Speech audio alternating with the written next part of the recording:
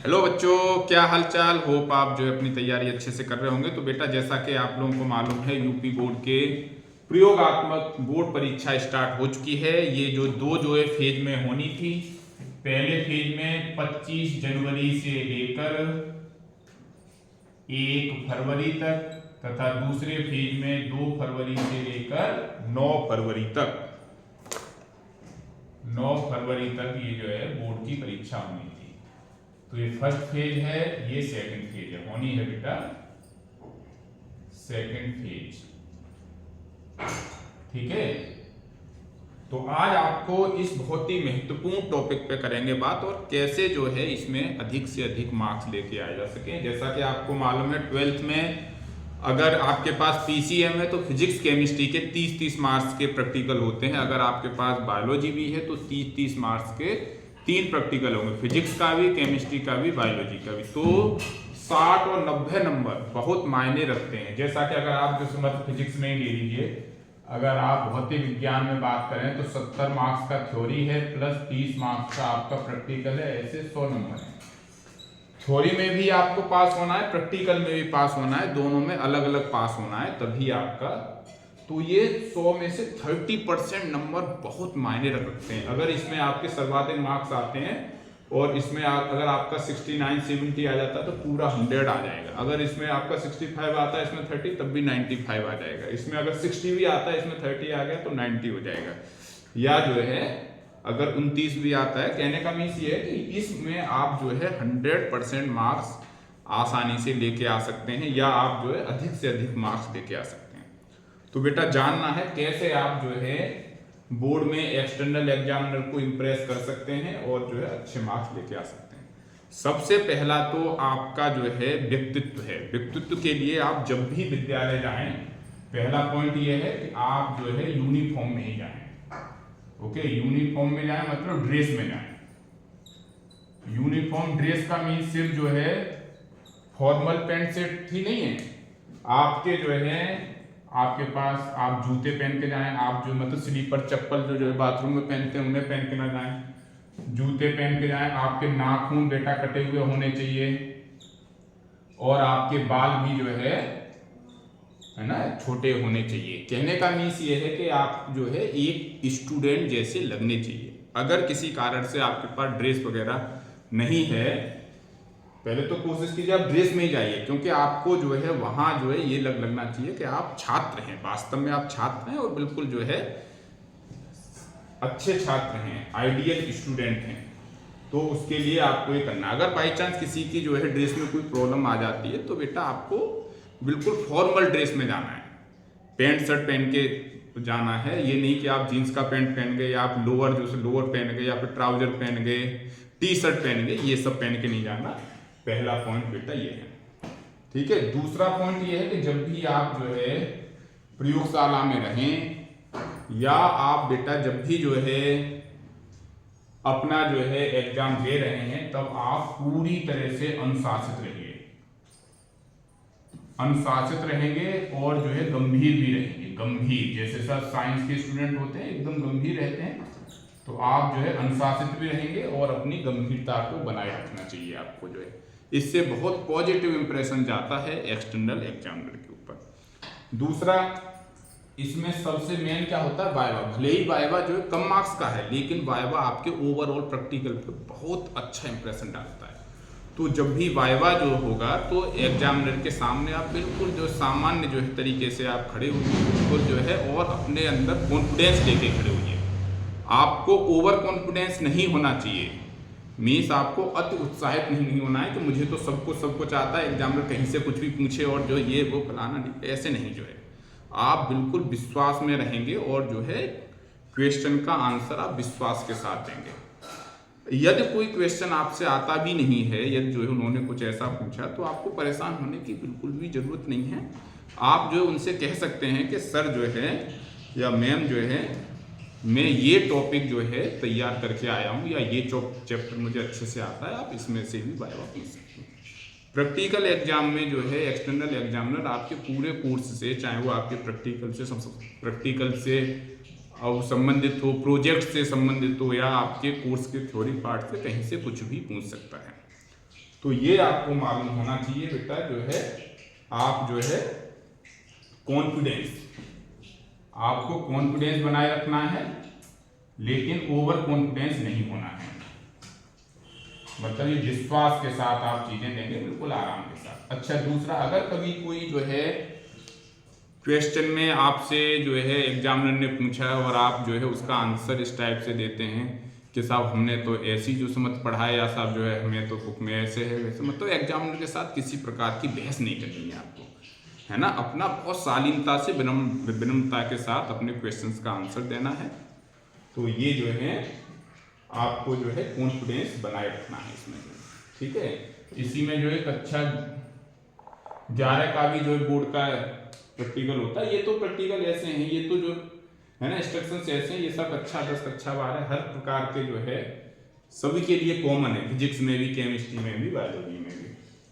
तो जो है आपको किसी प्रकार का जो है एग्जाम के साथ बहस नहीं करना है, और आपको शांति भी बनाए रखनी है ना, गंभीर भी रहना है, शांत रहना है, बहस नहीं करनी है, ठीक है। ये जो छोटी छोटी 3-4 बातें हैं जिन्हें आप जो है ध्यान में रख के जो है एग्जामिनर को जो है इम्प्रेस कर सकते हैं। अब ये सीखना है, ये तो हो गया एक पार्ट हो गया। अब इसका दूसरा पार्ट ये सीखना है बेटा कि जो है हमें जो है कैसे वाइवा अच्छा देना है, वाइवा में कौन कौन से सा जनरल क्वेश्चन है जो सा कोई भी सा फिजिक्स का लेक्चरर होगा तो वो इन चीजों को पूछेगा ही पूछेगा। तो बेटा सबसे पहले तो ये सीख लो आप जो है आपके जो प्रैक्टिकल में 30 अंक हैं उसका विभाजन कैसे होता है। 30 अंक का विभाजन देखिए, सबसे पहला आपका जो है आंतरिक मूल्यांकन होता है, जो आपके जो है कॉलेज के जो है ना प्रवक्ता हैं वो आपका आंतरिक मूल्यांकन करते हैं। इसके लिए बेटा 15 अंक है ना निर्धारित हैं। इस 15 अंक में आपसे क्या क्या होगा, आपका एक जो है प्रैक्टिकल फाइल होती है जिसे बोलते हैं प्रयोगात्मक रिकॉर्ड। आप जो है लैब में जो भी प्रैक्टिकल करते हैं उसका प्रयोगात्मक रिकॉर्ड, ये आपका जो है बेटा 4 मार्क्स का होगा, 4 अंक का रहेगा। इसके बाद देखिए एक होता है आपका प्रोजेक्ट कार्य, आपके जो है टीचर आपको प्रोजेक्ट देते हैं, तो प्रोजेक्ट कार्य बेटा आपके जो है 8 अंक का होता है। ये आप लोगों को शायद मालूम नहीं होगा।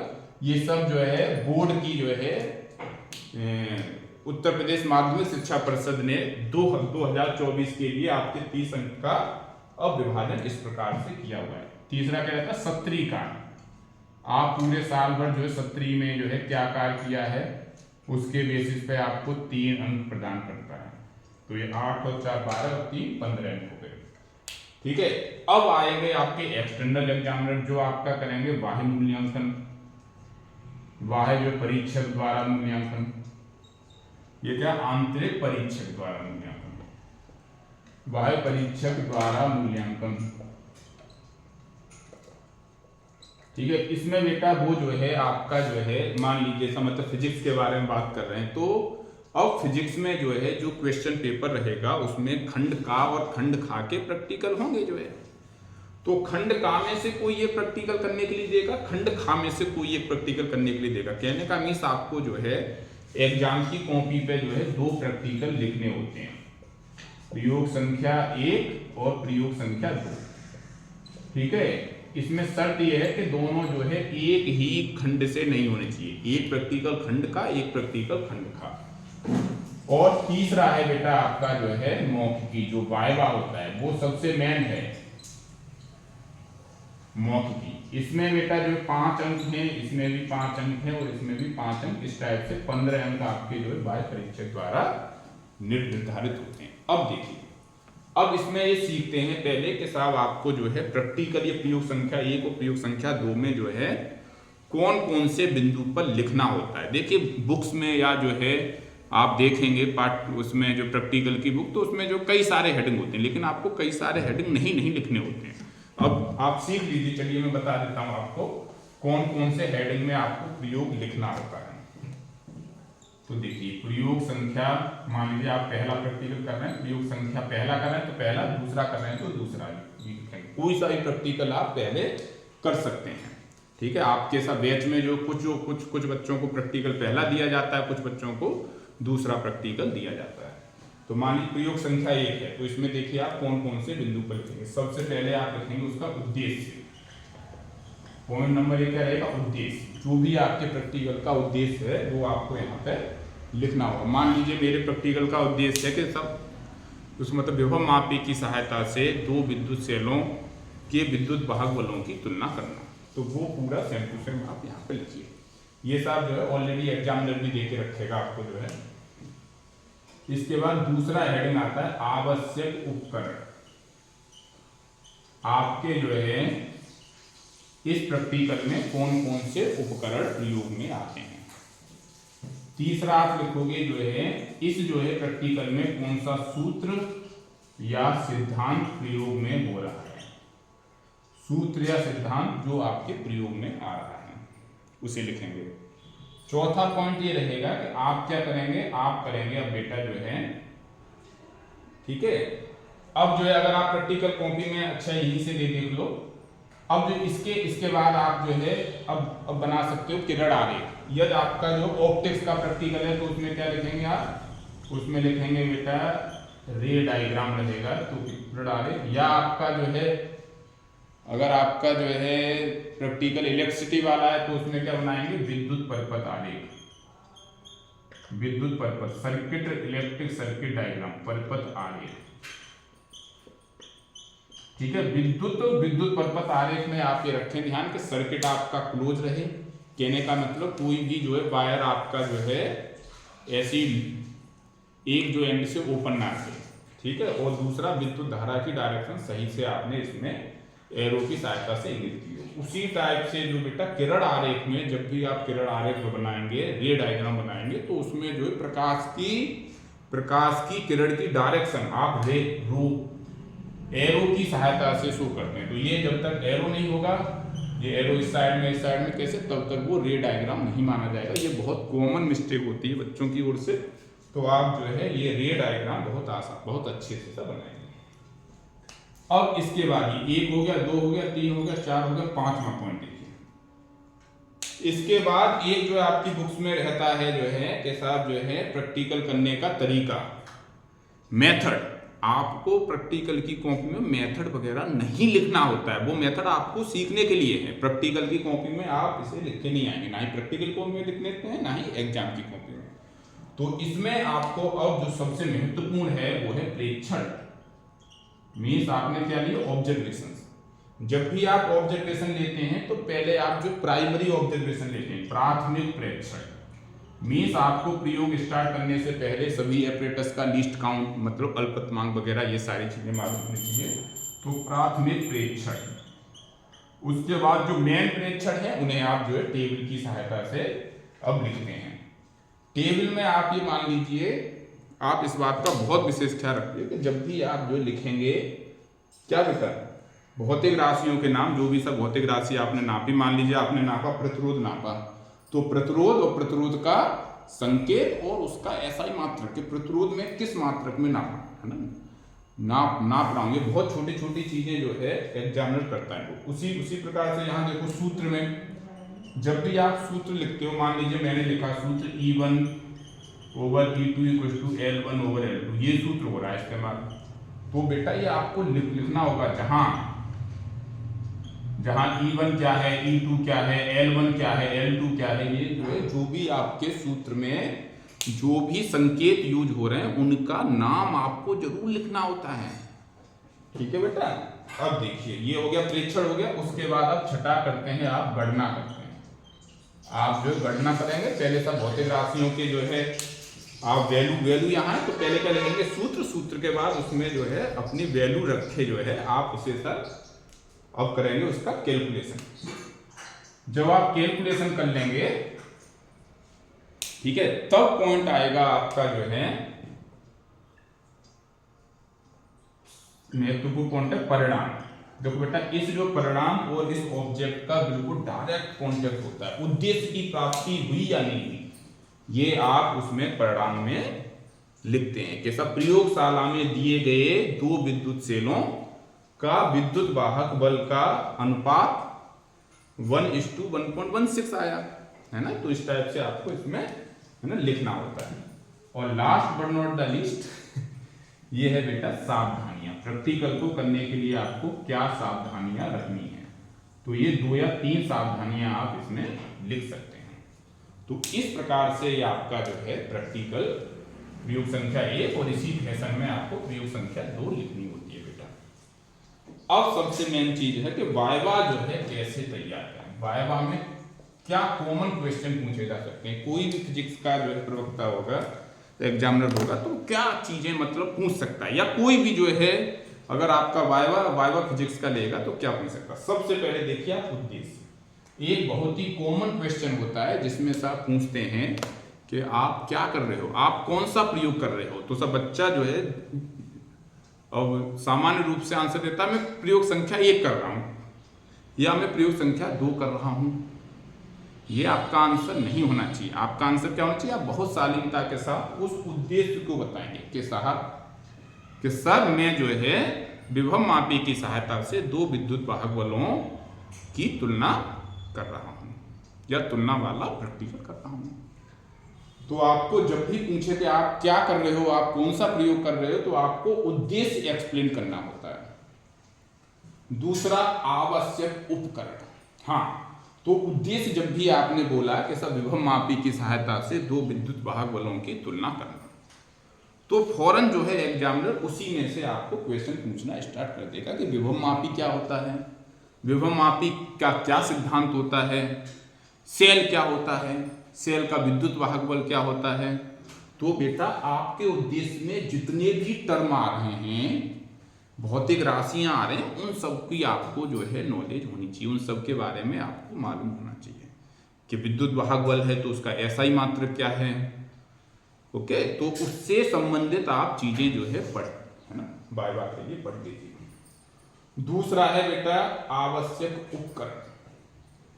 सब उन्होंने देखा कि ये सब प्रैक्टिकल कर रहा है, तो ये क्या है, विभव मापी रखा हुआ है, यहाँ एक कुंजी रखी हुई है, यहाँ एक धारा जो है ना नियंत्रक रखा हुआ है, यहाँ एक प्रतिरोध बॉक्स रखा हुआ है, यहाँ एक सेल रखा हुआ है।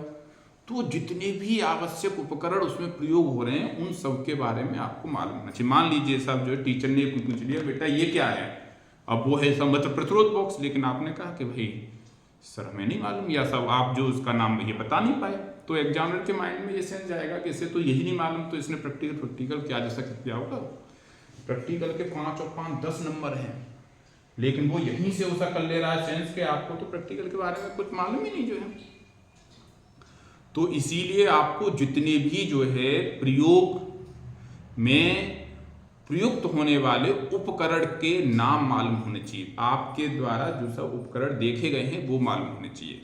तो मैंने अपने चैनल पे जो है शॉर्ट्स में जो है या कुछ वीडियो जो है जितने भी प्रैक्टिकल में जो है एपरेटस होते हैं उनके बारे में 50-50 40-40 सेकंड में, या कोई जो है ना वर्नियर कैलिपर्स है, या जो मतलब पेच मापिए, तो कुछ जो है मिनटों में उस वीडियो में उसका जो है लगभग सारी चीज़ें एक्सप्लेन की हैं।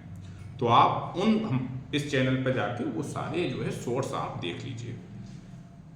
उसके बाद कोई सूत्र हो रहा है यूज, या फिर कोई भी सिद्धांत हो रहा है, तो आपसे कोई भी जो है अब नियम पूछा जा सकता है, जैसे कि जो है ट्रांसफॉर्मर किस भौतिक सिद्धांत पर आधारित है। तो बेटा आपको जो है जितने भी जो अब रूल हैं, अब जितने भी आपके भौतिक विज्ञान में सिद्धांत हैं, उन्हें आप जो है तैयार कर लीजिए। उनकी मैथमेटिकल फॉर्म आप तैयार करो, उसी से उसका थ्योरी बनता है। अच्छा, आपके सूत्र जो है भौतिक राशियों के जितने भी सूत्र हैं, सूत्र आप रखो याद। उस सूत्र में प्रयुक्त संकेत का क्या नाम है उन्हें रखो याद। उनके ऐसा ही मात्रक भी रखो आप याद, ठीक है। ज्यादा मात्रक नहीं याद करने, आपको ऐसा ही मात्रक याद करना है, क्योंकि भौतिक विज्ञान वाले जो है कोई भी छात्र हो चाहे टीचर हो बिना मात्रक के बात नहीं करता, ठीक है। बिना मात्रक के चीजें नहीं होंगी, ठीक है। तो ये जो है बहुत छोटी छोटी सी बातें हैं जिन्हें आप जो है वाइवा के लिए तैयार कर सकते हैं। चौथा, एक ये पॉइंट आप देखिए बेटा, जो है हमारे इस YouTube चैनल में जो हमने लेक्चर दिए हैं, तो हर चैप्टर के बाद हमने क्या दिया है, हमने जो है चैप्टर की हाईलाइट के बारे में बात की है। हाईलाइट्स का मतलब जो है आपके जो है इस पूरे चैप्टर में कौन कौन से मेन पॉइंट हैं, कौन कौन से सूत्र यूज हुए हैं, वो सारी बातें हमने की हैं।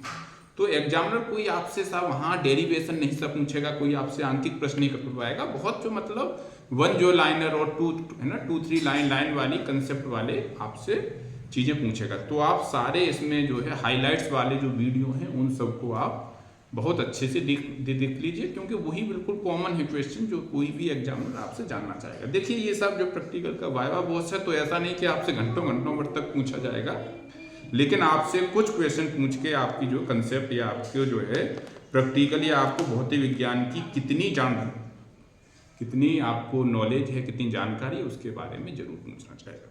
और आप कोई सा एक चैप्टर या एक यूनिट ढंग से तैयार कर लीजिए। अगर आप जो है एग्जामिनर के क्वेश्चन के आंसर देने में फंसते हैं तो आप उनसे कह सकते हैं कि सर हमें जो है ये वाला जो है टॉपिक या ये वाला जो है यूनिट, ये वाला चैप्टर अच्छे से आता है, इससे आप क्वेश्चन पूछ लीजिए। तो बच्चों इन बातों का ध्यान रखो आप, तो इससे आपको अधिक से अधिक मार्क्स आपके प्रैक्टिकल एग्जाम में आ सकते हैं, जिससे आपके जो है टोटल मार्क्स बहुत अच्छे हो जाएंगे। Thank you very much. आपका प्रैक्टिकल बहुत अच्छा